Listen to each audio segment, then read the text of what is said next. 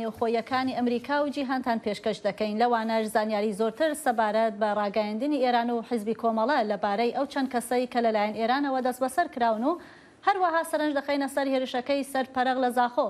کۆمەڵێک هەواڵی نێوخۆی ئەمریکاش باز دەکەین لەوانە دروستبوونی پارتێکی نوێ لە ئەمریکا و پەسەندکردنی پرۆژە یاسایەک لەلایەن ئەنجومەنی سیناتی ئەمریکاوە بۆ بەرەنگاربوونەوەی چین.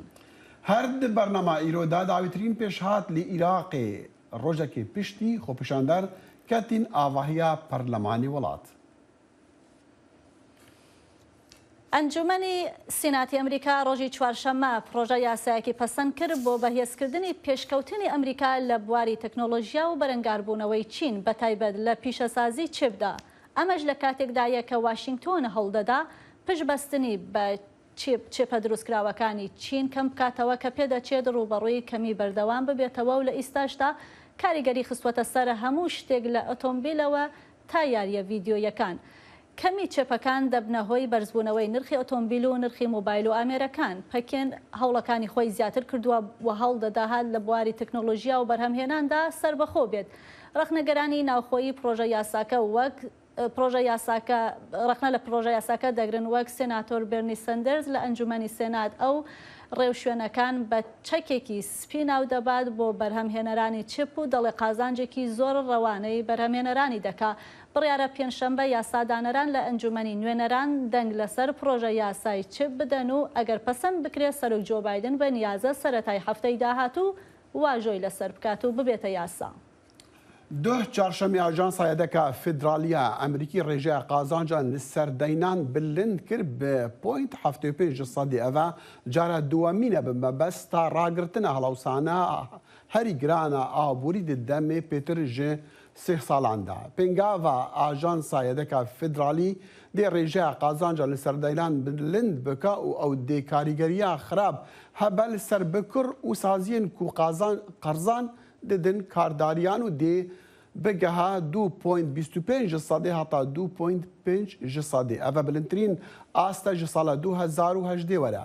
بڕیارە بانکە ناڤەندی پشتیک و هەڵاوسانە گشتی یان گەهشتی 9.1 ئەو ژی ڕێژەیە هەری بلندە دچلووەک ساڵین بۆریدا. دیسان ئەو هەوڵەکە بانکە ناڤەندیە ji بۆ ڕاگرتنە بلندبوونە بەهاین کەلوپەلان بلندکردنە ئاستی قازانجان لەسەر دەینان بارێ بەرپرسیاریên دراوی لەسەر بکر و کارداران دێ گرانتر بکە و دێ خەرجیاوان کێمتر بکە و ji ئەنجامەوێ ژی ئابووری دێ لەسەرخوا بمینە و ڕێژەیە گرانیە دێ نزم بە. دەیان بەرپرسی پێشووی کۆماری و دموکراتەکان بڕیارە پێنجشەممە پارتێکی سێمی سیاسی نیشتمانی نوێ ڕابگەێنن بۆ ڕاکێشانی دەنگی ملیۆنان دەنگدەر کە دەڵێن لە سیستمی دوو حزبی ئەمریکا بێزارن. سەرکردەی حزبەکان لە پاییزی ئەمساڵدا بڕیارە زەنجیرەیەک بۆنە لە دەیان شار ئەنجام بدەن بۆ ناساندنی زیاتری پارتەکە و ڕاکێشانی پشتیوانی زۆرتر. ڕۆژی دەستپێکردنی فەرمی پارتەکە بڕیالە لە هیوستن 24 مانگینۆ دەست پێ بکات و یەکەم کونفرانسی نیشتمانی لە شارێکی گەورەی ئەمریکا لە هاوینی داهاتوودا بەڕێوە دەچێت. پارتە نوێکە لە یەکگرتنەوەی 3 گروپی سیاسی پێک دەهێنرێ وەک کاردانەوەیەک بەرامبەر بە سیستمی سیاسی ئەمریکا کە تا دێ زیاتر تووشی جەمسەرگیری دەبێت. هەروەها ڕاپرسیەکان دەری دەخەن 2 لە سەر 3 ئەمریکیەکان لەگەڵ لایەنی سێهەمدان و بێزارن لەو جەمسەرگیریە. دەماکو سەرۆک ئەنجومەنە نوێنەرین ئەمریکی نانسی پەلۆسی خۆ ئامادە دەکە ji بۆ سەردانێکی ji بۆ تایوانê کۆشکاسپی ji بۆ پەیوەندیەکە تەلەفۆنیە din dinêvbera سەرۆک جۆ بایدن و سەرۆکê چینê شî جینپینگدا خۆ ئامادە dike tevî ku koronavîrus سەرۆک بایدن di hefteya borî de girtibû. Lê dîsan jî ew hîvî dike peywandiya têlefonî vê hefteyê were encamdan. لە دەمێکدا راپۆر سەبارەت بە سەردانی خانمی پێلۆسی بۆ تایوان دەکرێت سەرۆکی ئەمریکا چەند ڕۆژ پێش ئاگاهیدا کە بە خەریکە لەگەڵ سەرۆکی چین پەیوەندی هەبێت. پێم وایە لە ماوەی 10 ڕۆژی داهاتوودا لەگەڵ سەرۆکی چین قسە دەکەم. هەرچەند خانمی پێلۆسی تا ئێستا باشکرا سەردانی خۆی بۆ تایوان پشتڕاست نەکردوێتەوە بەڵام بەڕاشکاوی پشتیوانی لە وڵاتە دەکات. پێم وایە بۆ ئێمە گرنگە کە پشتیوانی لە تایوان بکەین هەروەها پێشم وایە هەر کاتێک دێتە سەر مەسلەی سربەخۆیی بۆ تایوان هەرگیز هیچ کەسمان ئەوەمان نەگوتووە ئەوەش بەسراوەتەوە بە تایوان کە بڕیاری لەسەر بدات لەلایەکی دیکەوە چین بە تەواوی بەرهەڵستی ئەو سەردانەی سەرۆکی ئەنجومەنی نوێنەرانی ئەمریکا دەکات و کاردانەوەیکی توندی لە بەرامبەر ئەگەری ئەو سەردانە ڕاگەیان ئەگەر سەرۆکی ئەنجومەنی نوێنەرانی ئەمریکا نانسی پەلۆسی سەردانی تایوان بکات ئەوە بە شێوەیەکی جدی بنەما و پرینسیپی یەکوڵاتی چین و مەجەکانی نێوسێ بەیاننامەی هاوبەشی چین و ئەمریکا پێشێ دەکات و زیان بە سەروەری و یەکپارچەی خاچی چین ئەگەیەنێت کاریگەری تون و نالەباری لەسەر بنەمای سیاسی و پەیوەندەکانی چین و ئەمریکا دەبێت و پەیامێکی زۆر بە هەڵەش بۆ هێزەکانی جیاوازی خواز دەنێرێت کە داوای سەربەخۆیی تایوان دەکەن ئەگەر ئەمریکا لەسەر ڕۆشتن بە ڕێگای هەڵەدا پێداگری بکە چین ڕێو شوێنی تون لە دژی دەگێتە بەر دیارە بۆ خۆمان دەزانین چی دەڵێن پرسیار لە سەرۆک بایدن کرا ئەگەر هات و دۆخێکی ئاوە هاتە پێش داخوا خۆی وەک سەرۆک لە ڕووی لەشکریەوە بەرگری لە تایوان دەکات؟ بەڵێ ئەو بەڵێنەیە کە داومانە. بەڵام کاربەدەستانی ئەمریکا گوتوانێک گومانیان هەیە کە چین کردار لە بەرامبەر خانمی پەلۆسیدا بگرێتە بەر یان هەوڵی سەرنەگرتن یان خۆتی هەڵقوتاندنی ئەو سەردانە بکە. بەڵام کوتیان بەڕێوەبەراتی بایدن ئەو ئەگەرەش وەلا نانێت کە ئەگەر سەفەرەکە بکرێ بۆی هێچین بە فڕۆکەی لەشکری بەنێو مەودای ئاسمانی و دەرەوەی تایوان و پاسەوانانی دەریایی تەنگەی تایواندا هەوڵی وروژاندن بدات. هەر بۆیە ئەوێ دەچێت گفتوگۆکردن کارێکی بنچینەی بێت. ئەمە گفتوگۆیەکی گرنگ دەبێت کاتێک ڕووبدات هەڵبەت جا لە ڕێگەی تەلەفۆن یان ڤیدیۆ بێت ڕوودەدات زۆر شت لە کارنامەی ئەمریکا چین لە ئێستادا هەیە و زۆر شتی بەڕاستی هەستیار و بە گرفتەیە کە بۆی هەیە بە شێوەیەک بتەقنەوە کە ڕەنگە هیچ لایەک خوازیاری نەبێت ئەگەر هەسەنگاندن و لە یەک تێگەشتنی بە هەڵە لە هەڵوێستی لایانی تردا هەبێت هەر بۆیە ئەم جۆرە بانگەوازە لەسەر ئاسی سەرکردەکان زۆر گرنگە. کۆشکی سپی و ئافیسی سەرۆکی ئەنجومەنی نوێنەران هێشتا دەبێت ڕاستەوخۆ لەگەڵ ئەم مەسەلەیە ڕوبەڕوو بن و سەرۆک بایدنیش هێشتا بە ئاشکرا ڕای نەگەیاندووە کە داخوا خانمی پێلۆسی دەبێت بۆ سەردانەکە بچێت یان نا. سەلاحی پیرۆتی دەنگی ئەمریکا. بۆ زانیاری لەسەر هەواڵە گرنگە نێوخۆیەکانی ئەمریکا دەچمەلای هاوکارم سیروان قەچۆکە بە شێوەی ڕاستەوخۆ لەگەڵماندایە. کاک سیروان ئەو کاتت باش سەرەتا با بچینە لای ئەو پرۆژە یاسایە کە لە ئەنجومەنی سینا دەرچووە زانیاری زۆرتر چییە و پێت وایە پرۆژەکە لە ئەنجومەنی نوێنەراندا دەنگ بهێنێت و پەسەند بکرێت؟ دەم باش بەفراو بڕاستی ئەف دەنگدان پشتی ساڵێکێژ بازار و دانوستاندنان دناوبەرە کۆماری و دەموکراتان دەهات یعنی کۆماریان تشتێک دەخواست و دەموکراتان تشتێک دەخواست لێ ئەف یەک وەکو بەشێکش بازارە ئەوانی سیاسی هات کۆ دە ئەنجامەوەیدا حەفدە کەسێن کۆماریان سیناتۆرێن کۆمارین پشتگیریە vê پرۆژە یاسایەدان کۆ سەدی سەد لە گۆر نەرینە هەردوو ئالیان و بەشێکش ئەژندەیە سەرۆکی ئەمریکی جۆ بایدن کۆ وێکاربە ڕێ لەبەر پێشکەتنە ئەمریکا دوارێ پێشکەتنە چینێ دوارێ ئەمریکا دوارێ تەکنۆلۆژیا بگرە و ئەمریکا جارەکە دن بینە ئاستا ناونەتەوەی هەلبەت دوان چەند ڕۆژێ بێت بەلکی هەفتەیەک بێ بەلکی 10 ڕۆژ بکەم زێدە و ئەف پرۆژە یاسا هەر جواتە نونەران یا کۆنگرسێ و لەگۆر هەرکەس دەبێژێت لەگۆر ڕێبەرێن سیناتۆرێن ناو یعنی تایبەت دەموکرات دەبێژن و ئەف یەک لە ناو جواتە نونەران نەبێت پرسگرێک حتا و لە ورژی دەندانێک لەسەر وەرەکردن و هەر بەردەستێ سەرۆک جۆ بایدنش بۆ کۆ ئەمزە بکە و ئێدی ببە قانون ئەف یەک دەبێت دەمەکێ دەتێ کۆ gelek qanûnên din jî yani ya mesela binêsaziyê li ser kartêkirin û dengdan jî yani demokrata sozdayî ku ew jî di demeke nêzik de were dayîn lê tişta balkêş li vir befra ew ku ev 280 milyar dolarên kobriya vê qanûnê wê berdest bibin wê 5 milyon ji wan wekû piştgirî ji bo wan biznes û karên ku van semiconductora yani van çipa dürüst dikin ew çipên ku di hem de otomobîlan de tê bikar anîn de kompyûter û laptopa de her tiştê elektroniî de bi rastî û ev yek herkes û pisporên aborî jî dibêjin heger hat û ev proje hate pesendkirin êdî Amerîka di van 10 salên bê de wê careke din vegere ser asla xoya pêşketî duwarê pêşxistina teknolojiyayê de û her wiha ew 200 milyar dolarên din jî hatiye terxankirin ku di vê 10 saliyê de ئێدی پشگیریە زانستێن ینی لێکۆلینێن زانستی و تەکنۆلۆژی بکە. سیروان یەک پرسیار دەمەوێت بزانم وەک دەزانی نەبوونی چێب لە ئیستاە گرانیەکی زۆری لە بەتایبەت لە ئۆتۆمبیلۆ شتانەیە دروست کردووە لە ئەمریکا. پێت وایە با بڵێن ئەم پرۆژەیە ببێتە هۆی ئەوەی کە جارێکی تر بازاڕەکان بەتایبەت بازار ئۆتۆمبیلۆوانە لە ئەمریکا دووبارە دابەزێتەوە؟ سپۆرت دەبێژن ئەڤ یەک ئارمان جاوان ینی حکوومەت ئەمریکی دخوازەوەیەکێ پێ بینە لێ دەمودەست ئەنجامی وێ دیار نابن ینی بەلکی دەمەک پێ دەبێت بەلکیش بولۆ نەبێت سەدەمەکە سەرەکی کۆت ئێدی ئەنفلاسیۆن و بۆهابوونا نرخان داکەvە لێ ئەو یەک بەشێک ژە ئەجنداوانە کۆ دەما بێدە ببە ئالیکار لێ هەنێک هەنە ڕخنەیە دەکەن وەکو بێرنی ساندەر سەنەتۆرێ سەربەخۆ کۆ هەرگاو لەگەل دەموکراتان دەنگ دەدە دبێژە و divê dema hande divê dema ku abûriyeke lawaz heye ne tiştekî baş e ku em hev qapere rêjeyeke gelekî mezin ji peran têxin destên wan kampanyên ku bûn sedem yani destê wan di mesela enflasyonê de hebû ji birlo gelek kes hem demokrat û hem komarî û kesên serbixwe jî di nav encumena senatoyê de li dijî wêyekê bûn lê wekû giştî rêveberiya Biden û demokratên nav kongres û her wiha ئەوێن کۆ دەنگدان ئەو کۆماریên کۆ دەنگدان ji bo vê projeyasê biryar yanî bawer dikin ku ev yek wê alîkariya abûriya Amerîkî bike di dema dirêj de û her wiha wê Amerîka careke din bîne asta herî bilind di pêşbaziya li gel Çînê. زۆر باشە زۆر سپاس سیروان بەداخەوە کاتمان نەما بۆ پرسیاری دیکە سەبارەت بە هەواڵەکانی دیکەی نێوخۆی ئەمریکا زۆر سپاس بۆ هاوکارم سیروان قەچۆ کە بە شێوەی ڕاستەوخۆ لەگەڵماندا بوو.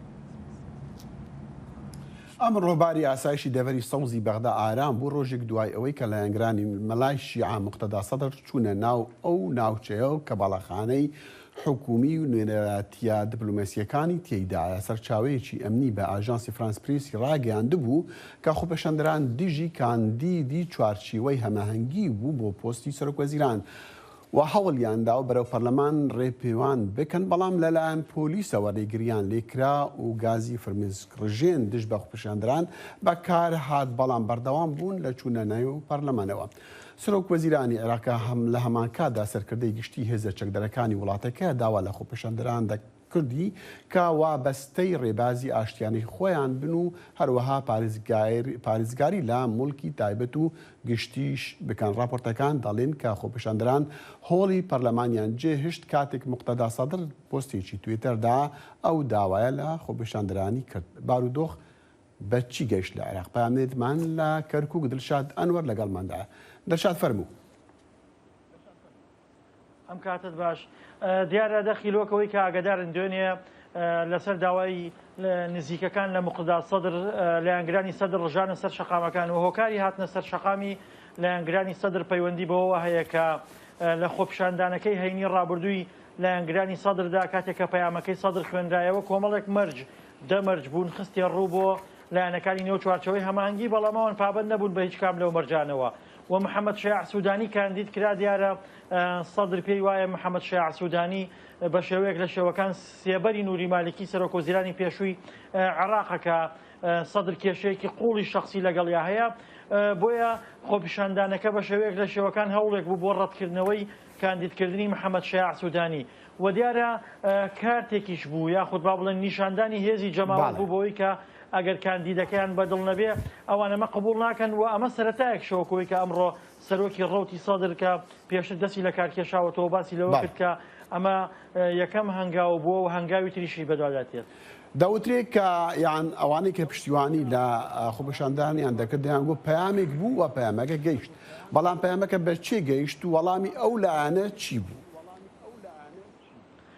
دیارە پەیامەکە مەبەستیان سەدر مەبەستیانەوەیە کە کاندیدی سەرۆکۆزیرانی عێراق لەلایەن چوارچەوەی هەماهەنگیەوە کاندیدکراوە محەممەد شیع سوودانیە سەدر پێی ڕازینی ئەمە پەیامەکە بوو بەڵام زانیەرەکان ئاماژە بەوەکەن کە پەیامەکە وەرنەگیراوە وەکو خۆی و چوارچەوەی هەماهەنگی هەوڵەکانی چڕ کردوێتەوە بۆ ئەوەی دەرفەتی زیاتر نەدرێتە سەدر تا گرفتی زیاتریان بۆ دروست نەکە یانەوێت هەفتەی داهاتوو بە هەر شێوەیەک بێ سەر و کۆمار هەڵبژێردرێەوە کاندیدی ئەوان بۆ پێکێنانی حکوومەت ڕابسپێردرێ بۆیە پەیامەکە گەیشتووەتە بەلایەنە شیعەکان بەڵام ئەوەی کە تاکو ئێستا ئاراستەی کارکردنی چوارچەوەی هەماهەنگی شیعەکان بەوەیە کە ئەوان پێداگرن لەسەر کاندیدکردنی محەممەد شیع سوودانی کە سەدر پێ ڕازی نییە وە لایەکی تریشەوە کۆمەڵێک لە چاودێران ئاماژە بەوە ئەکەن کە سەدر ئەم جوڵەی دوێنێ کردی جگە لەوەی کە ڕەتکردنەوەی کاندیدکردنی محەممەد شیع سوودانی بوو هاوکات کردنەوەی دەرگای خۆپیشاندان و بووبەڕووی شەقامی تووڕێی عراقدا دەیەوێت بە شێوەیەک لە شێوەکان دەرگای خۆپیشاندان بکاتەوە بۆ شەقامی عراقی و شەقامی عراقی بێنتە خەت دواتر بەرپرسیارەتەکە تەنها لەسەر خۆی نەبێ بۆیە ئەمەش لە ئارایە بەڵام قسەکان دوایە کە پێت وایە کە کۆبوونەوەی شەمە دەکرێت بۆ دەستیشانکردنی سەرۆک وایە؟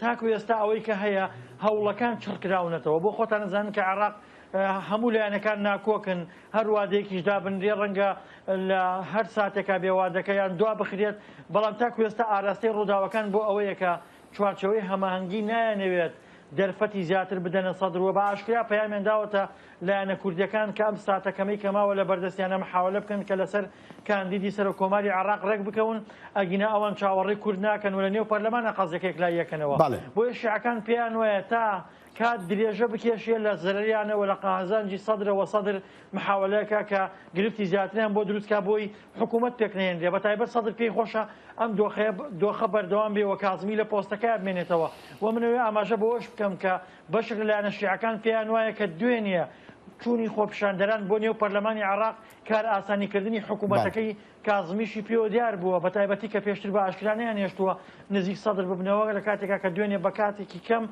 نێو پەرلەمانی عراقەوە بۆیە ئەمڕۆ مستەفا کازمیش وەکو وەڵامێک بۆ ئەوان بەرپرسی نووسنگەکەی وەندە گۆڕانکاری حکومی ئەنجام دا. دڵشاد ئێمە باسی پەیامەکان دەکەین بەڵام دەرچوونی مالکیش بە چەکەوە پامێک نەبوو؟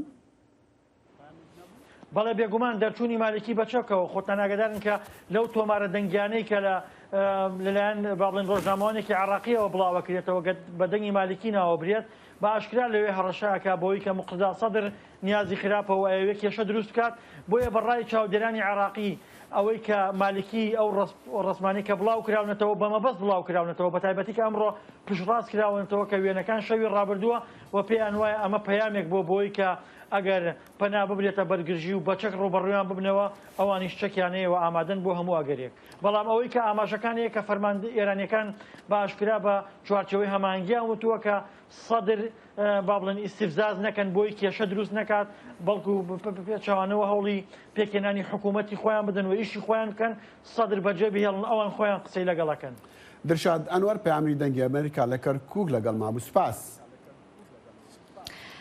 جەنین هێنس پلاس خار نوێنەری تایبەتینەتەوە یەکگرتووەکان بۆ کاروباری ئێراق لە دانیشتنێکی بە پەلەی ئەنجومەنی ئاسایشدا ڕایگەیان تۆبارانکردنی کوشەندەی هاوینە هاواری باکووری ئێراق لە هەفتەی ڕابردوودا پیشاندەری پشتگوێخستنی ژیانی خەڵکی مەدەنی و پابەند نەبوونە بە یاساڕیسانە و دەوڵەتیەکان ئەنجومەنی ئاسایش بۆ لێکۆڵینەوەی زیاتر و تاوتوێی هێرشەکەی سەر هاوینە هاواری پەرەق لە قەزای زاخۆی سەر بە پارێزگای دەهۆک کە تێیدا 9 گەشتیار کوژران و دایان کەسی تریش بریندار بوون لەسەر داوای ئێراق دانیشتنیان هەبووە بەڵێن ساڵح لە بڕگەی ئەم هەفتەیەی لەگەڵ ڕووداوەکاندا تیشک دەخاتە سەر ئەم بابەتە پێکەوە بینەری ئەم بەشەی بەرنامەکە دەبین.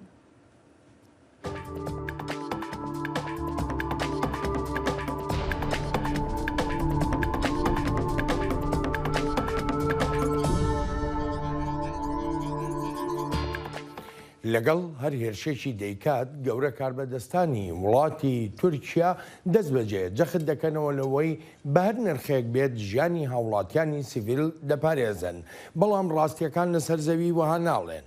بە پێی ئامارەکان زیاتر لە 130 هاوڵاتی سیڤیلی کورد کوژراون و سەدانی تریش بریندارن لە ئاکامی ئەو هێرشانەی تورکیا بە چەکی جۆراوجۆر دەیان کات. لە هێرشەکەی ئەم دواییەیدا بۆ سەر هاوینە هاواری پەرەخ نزیکەی 10 گەشتیار دەکوژرێن و زیاتر لە 20 گەشتیاریش بریندارن. جیاواز لە هێرشەکانی پێشووی تورکیا ئەو هێرشەی لە دەڤەری زاخۆ کردی دۆسیەکەی برایە ئەنجومەنی ئاسایشی نەتەوە یەکگرتووەکان. سەبارەت بە ڕۆڵی ئەندامانی ئەنجومەنی ئاسایش هەر هەمویان ناڕزایەتی خۆیانیان ڕاگەیاندووە و هەروەهاش هاوسۆزی لەگەڵ گەڵی عێراقدا. پێشنیازی پێکەنانی لێژنێکی نێونەتەوەییمان کردووە بۆ لێکۆڵنەوەکردن لەم ڕووداوەدا.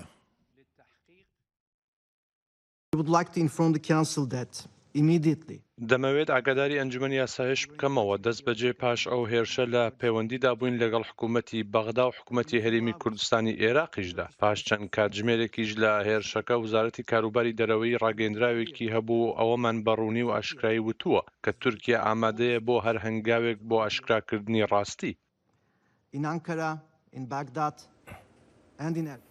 تورکیا تا ئێستاشی لەگەڵدا بێن نکوڵی دەکات لەوەی ئەو هێرشەی دەڤەری زاخۆی کرد دەبێت و دەڵێ پارتی کرێکارانی کوردستان هێرشەکەیان کردووە و داواش لە عێراق دەکا تا نەکەوێتە وەک دەڵێت ئەو داوای بۆ تێکدانی پەیوەندیەکانی نێوانیان نراوەتەوە. دکتۆر عادل باخەوان بەڕێوەبەری سەنتەری فەڕەنسی بۆ توێژینەوە لەسەر عێراق لە ڕێی سکایپەوە میوانی لەگەڵ ڕووداوەکاندایە. دکتۆر عادل سەرەتا زۆر سپاس بۆ ئامادەبوونت. بە یەکەم پرسیارم ئەوە بێ هەتا ئێستا چەند جارێک تورکیا بردومانی ناوچە سنووریەکانی کردووە و سەدان هاوڵاتی سیڤیلی کورد لەو ناوچانەدا بوونەتە قوربانی کوژراون بریندارن. بەڵام دۆسیەکە وەها گەورە نەبوو. بۆچی ئەم جارە دۆسیەکە دوای ئەو بردومانەی لە دەڤەری زاخۆ کردی برا ئەنجومەنی ئاسایشی نەتەوە یەکگرتووەکان؟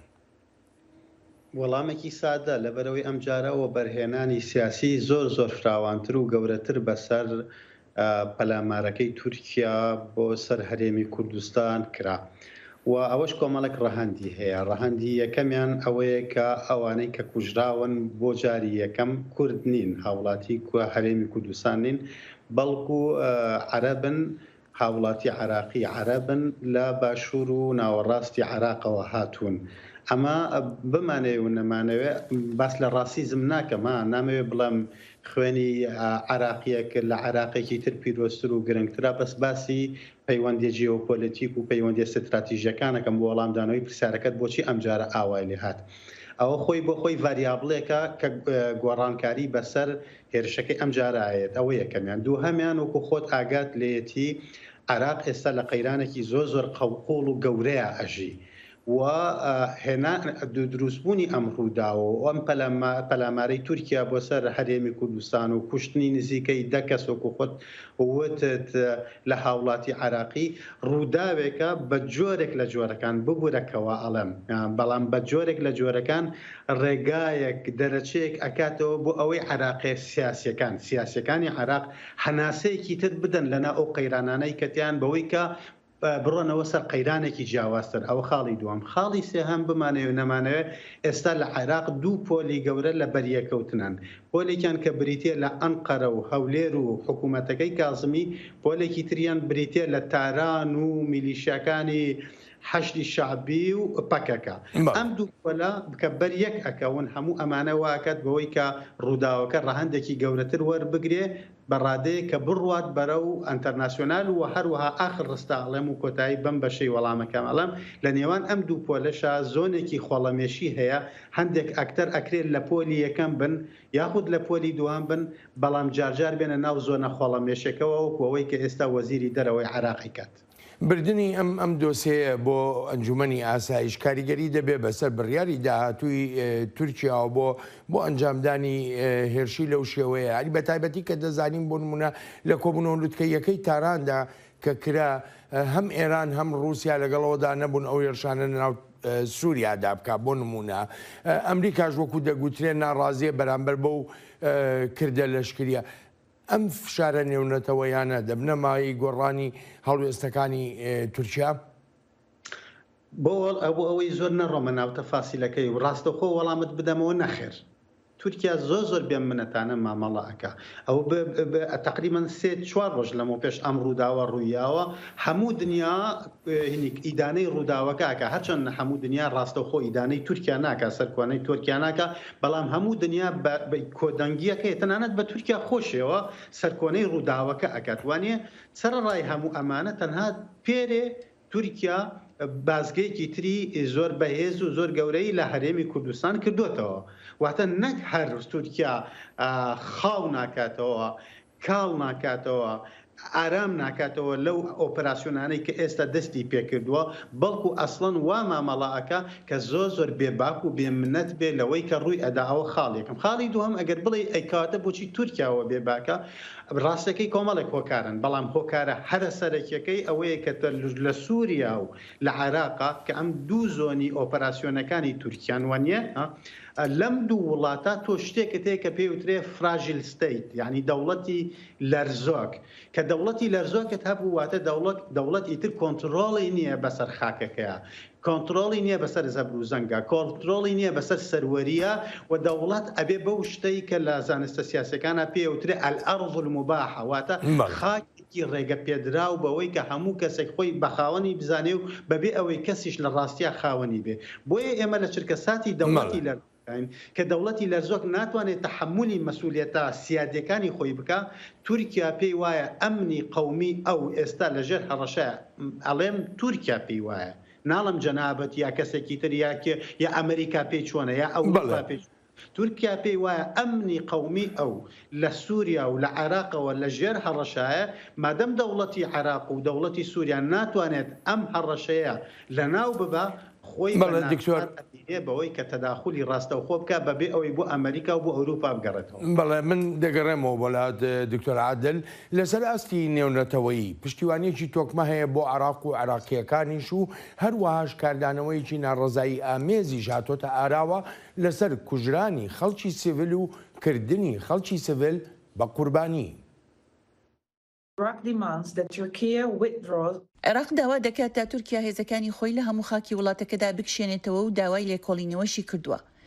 ئەم هێرشە تۆقێنەرە بۆ سەر شوێنێکی زۆر ناسراوی گەشتیاری ئاماژەیە کە بە فەرامۆشکردنێکی سەرسوڕهێنەرانی ژیانی خەڵقی سیڤیل هەروەهاش ڕێوشێنە یاساییە نێونەتەوەیەکان و پیاوانە مرۆیەکان و مەفەکانی مرۆڤیش کە لەسەر ئاستی جیهانی پەسەند کراون لە پێناو پاراستنی خەڵقی سیڤیلدا.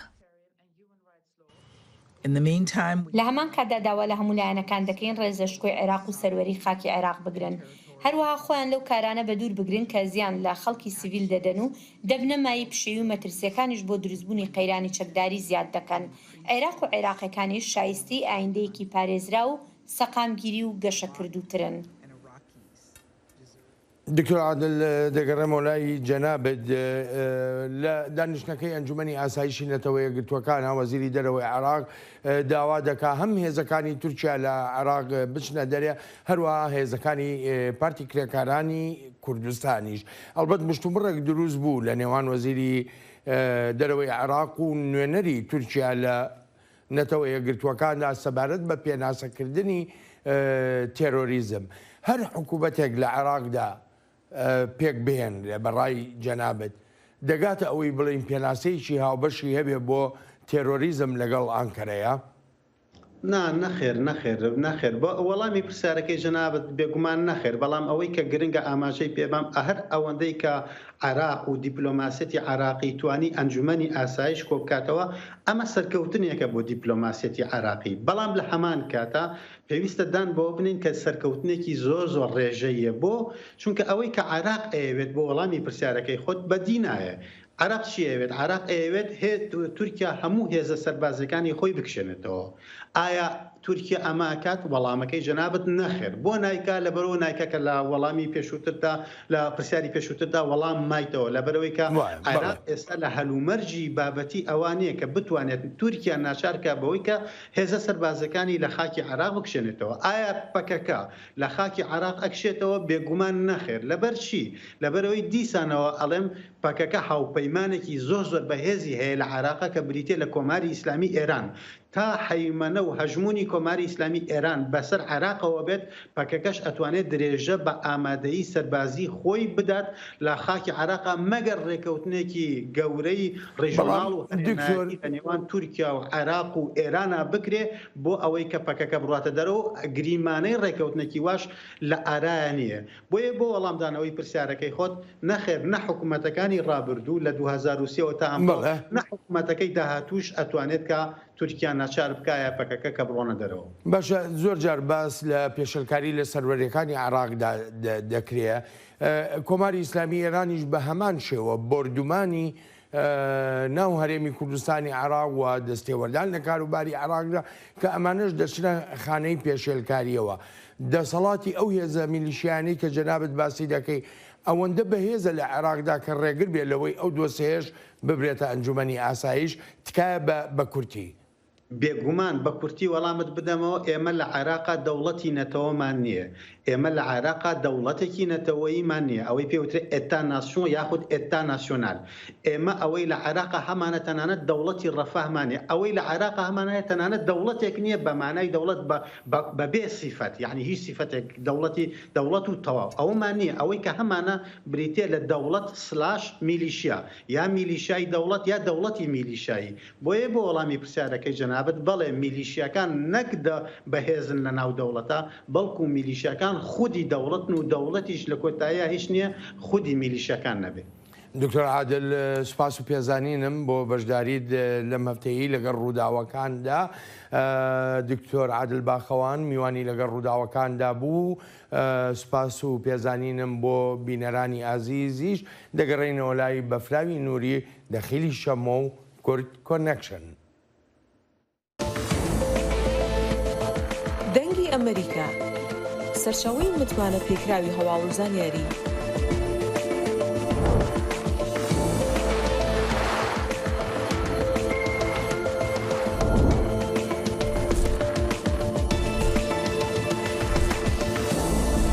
لە ماڵپەڕ و تۆڕە کۆمەڵایەتیەکانی دەنگی ئەمریکاوە ئاگاداری هەواڵ و گۆڕانکاریەکانی جیهان بە.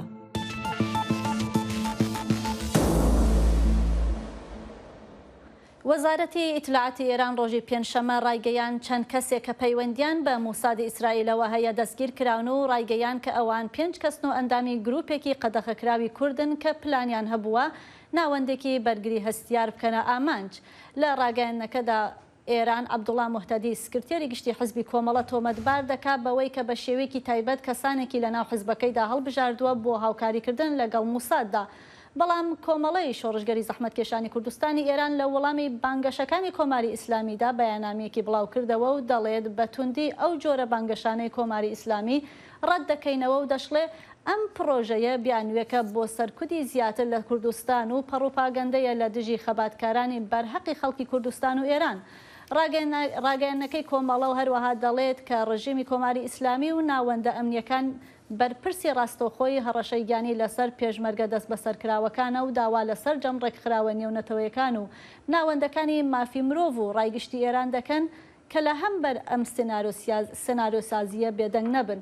بۆ زانیاری زۆرتر لەسەر ئەم ڕووداوە دەڕۆمە لای پەیامنێری دەنگی ئەمریکا دڵشاد ئەنوەر کە لە ئیستادا لە گەرمیانەوە لەگەڵماندایە.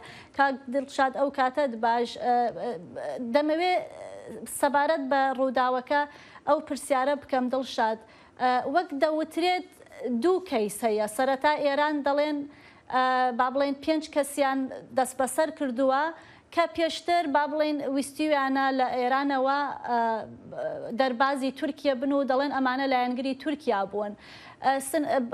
دوای ئەوەش 4 کەسی دیکەی کۆمەڵە دەست بەسەر کراون بە شێوەیە لە شێوەکان دەڵێن ئەم دوو کەیسە ئەم دوو دۆسیەیە تێکەڵ بوون واتە ئێران 10 کەسی دەست بەسەر کردووە نەک ئەو 4 کەسەی کە تەنیا کۆمەڵە باسی لێوە دەکات و دەڵێ پێشمەرگەی ئەو بوون. ئەمەوێت زیانیاری زۆرتر لە تۆ ببیستم بەو پێی کە تۆ نزیکی تو لە مەقەڕ و شوێنەکانی کۆمەڵە لەوێوە. بەڵێ دیارە مەفرەزەیەکی کۆمەڵە مەفرەزەیەکی کۆمەڵی با بڵێن شۆڕژگێڕ ئێران گەڕاونەتەوە بۆ ئێران لەوێ لەلایەن کۆماری ئیسلامی ئێرانەوە دەستگیر کراون. بە قسەی بەرپرسانی کۆمەڵە ئەم مەفرەزە چەکدارە بۆ کاری تەبلیغاتی و با بڵێن تەشکیلاتی حزب گەڕاونەتەوە بۆ ناوچەی ورمێ. بەڵام بەرپرسانی کۆماری ئیسلامی ئێران وەکو لە ڕاگەیەنراوەکەی ئیطلاعاتە ئاماژەی پێکراوەکە ئەم مەفرەزە چەکدارە تۆمەتبارەکەن بۆی کە ڕاهێنانیان پێکراوە و لەلایەن عەبدوڵڵای موحتەدیەوە کە سەرۆکی حیزبەکەیە نێردراونەتە دەرەوە بۆ نێردراونەتە ئێران بۆ ئەوەی کار بۆ ئیسرائیل بکاوە بۆ تەقانەوەی دەستگایەکی هەستیار. بەڵام بەرپرسانی کۆمەڵە کە ئەوەی کە ئێمە هەوڵماندا کە محاولە بکەین قسەیان لەگەڵا بکەین ئاماژە بۆەکەن کامە بیانوویەکە لەلایەن کۆماری ئیسلامی ئێرانەوە دەهێنرێتەوە و ئەوان هیچ پەیوەندیەکیان بە ئیسرائیلەوە نییە. بەڵام کۆماری ئیسلامی ئێران جەخت لەسەرەوە کاتەوە کە ئەمە بە شێوەیەک لە شێوەکان هەوڵیانداوە لە ناوچەیەکی هەرێمی کوردستان تەدریبیان پێکراوەوە ڕاهێنراون بۆ ئەوەی بنێردرێنە ئێران. دیارە ئەم یەکتری تۆمەتبارکردنەوەی کە ئێمە پرسیارمان کردووە ڕەنگە بەمەوە نەوەستێت بە پێی ئەو زانیاریانەی کە لای ئێمەیە بەرپرسانی کۆمەڵە لە چەند شەوی ڕابردوودا دوای ئەوەی کە ئەو پێشمەرگانیان گیراوە ئێران ئیتیهامی کردوون هەندێک لە بارگاکان لە زڕگوێز ناوچەی زڕگوێز لە سنووری سلێمانی بە هەستیاریەوە مامەڵەیان لەگەڵ دۆخەکە کردووەوە ترسیان هەبووە بۆی لەلایەن کۆماری ئیسلامی ئێرانەوە بردومان بکرێن بەڵام بەرپرسانی کۆمەڵە ئەمە ڕەتەکەنەوە کە بارگەکانیان چۆڵ کرد بێت و دەڵێن هیچ زانیاریکشمان نییە لەوەی کە اعتراف یاخود ئەو شەکدارانیان کە گیراوە لە ئێران اعترافیان کرد بێ بۆی کە تەدریبیان پێکرا بێوەکارێن بۆ ئیسرائیل کرد بەڵام بۆی کە زانیاریەکانەوە دڵشاد ئەمەوێ ئەو پرسیارەش پێشەوە کۆتاییەکە کاتەکەمان بچێت بەرەو کۆتایە گەر بکرێت بە کورتی وەڵام بیتەوە وەک دەزانی لە ڕاگەیەندنەکەی ئێراندا جیا لە کۆمەڵە باسی ئیسرائیل و هەرێمی کوردستانیش کراوە کە ئەوانیش بە شێوەیەک تێوەگڵاون لەو ڕووداوەدا ئەوان چی دەڵێن؟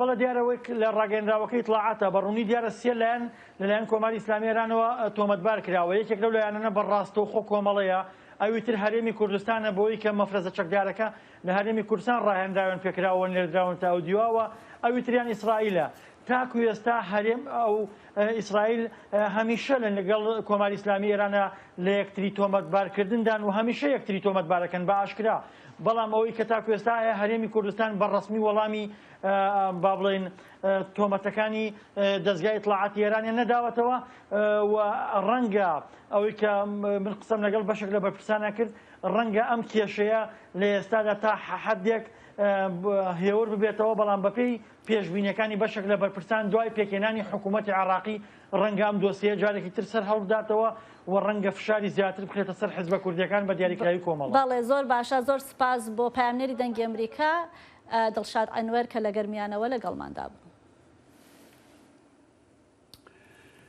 و پشتی دۆرگرتنا باژارê Mariupolê Ukraynî ji aliyê hêzên Rûsî ve malbateke xwe ji wir rizgar ku şiyan xwe bigihînin Amerîka. Ew malbata ku zarokeka 5 salî bi wan rebû 40 rojan li jêr bimbarankirinê de dijiyan. Dengê Amerîka çîroka reva wan vedgere.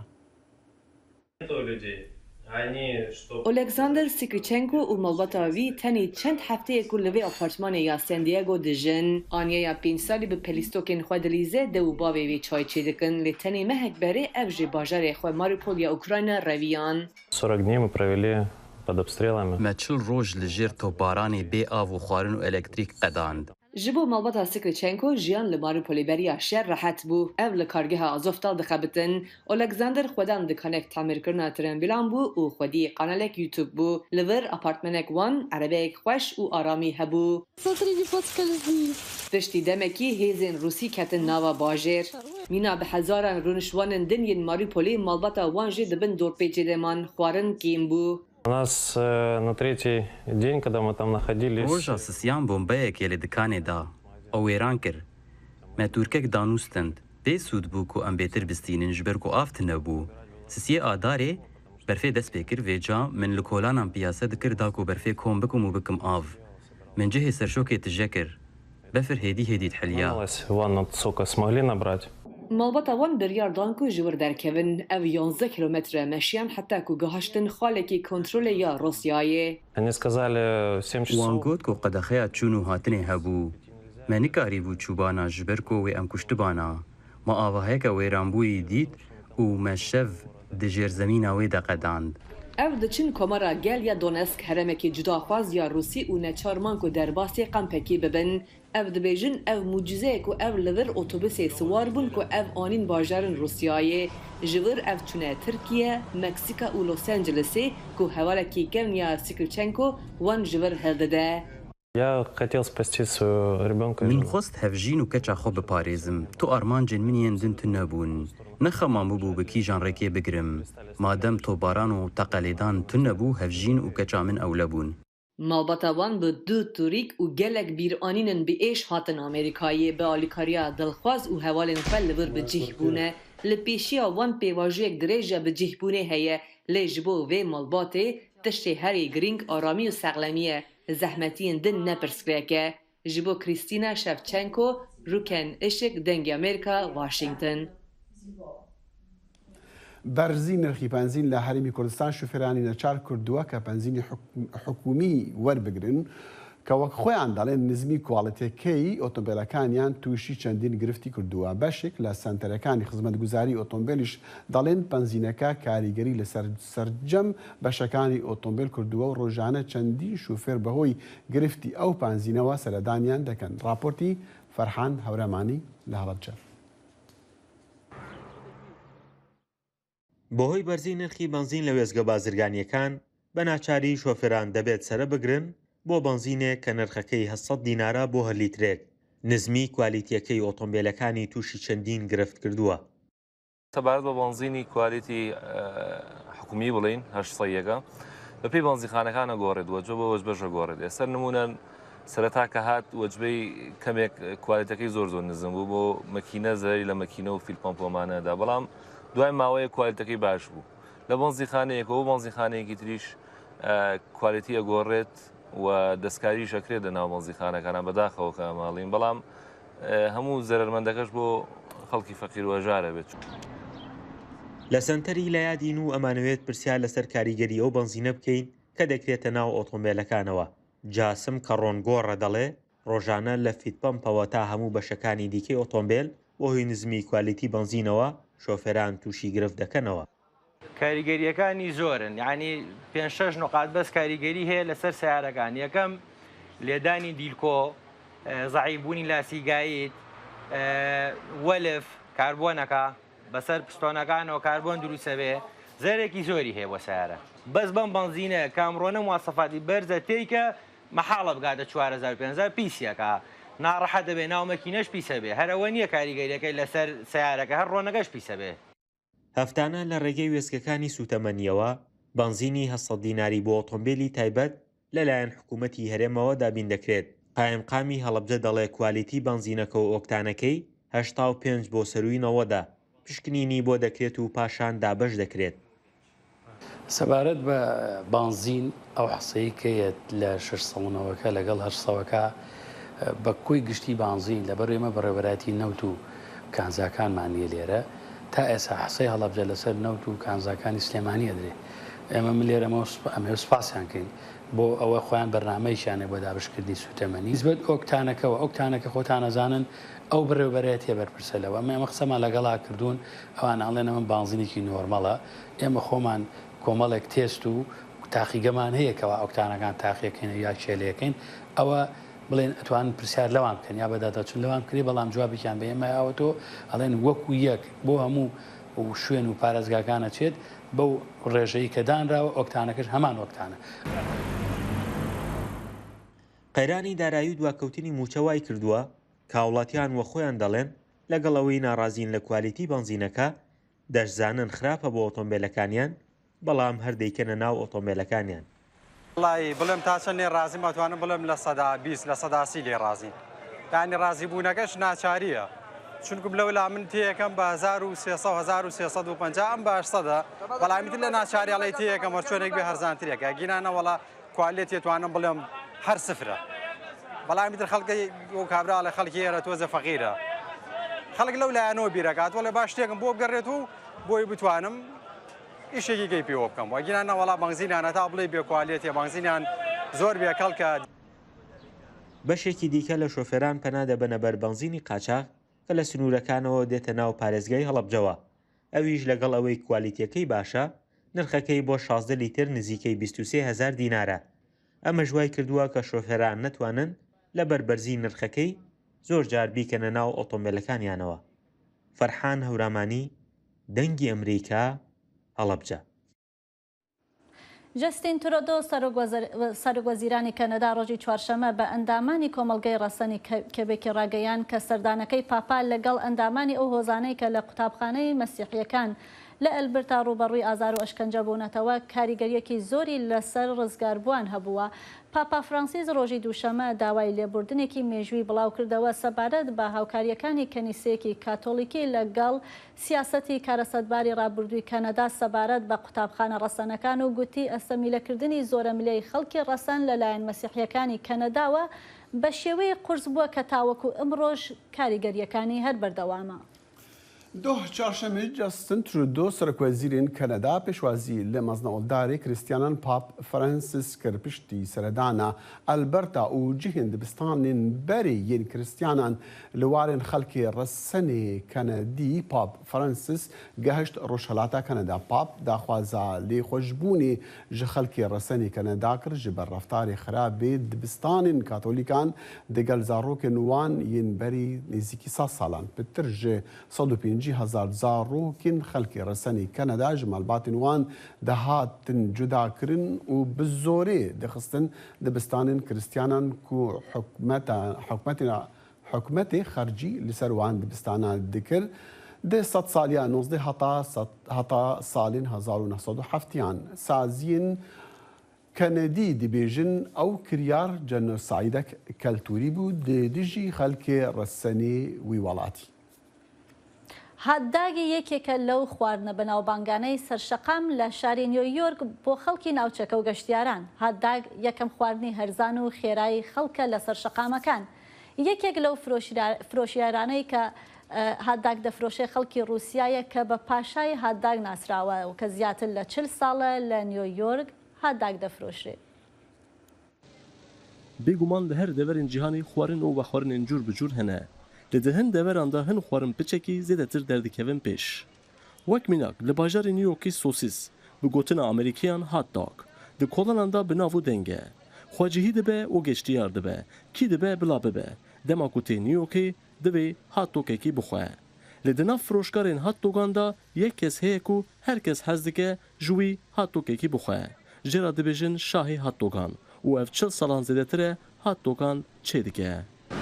If you were to come to New York, Eger mirovek ji cihekî din were New Yorkê wê bixwaze ku hotdogek New Yorkê bixwe, ev kevnevşopî bi salan e berdewam dike û bi wextê re jî cihê xwe girtiye. Xwarina hotdogan tiştekî taybet e.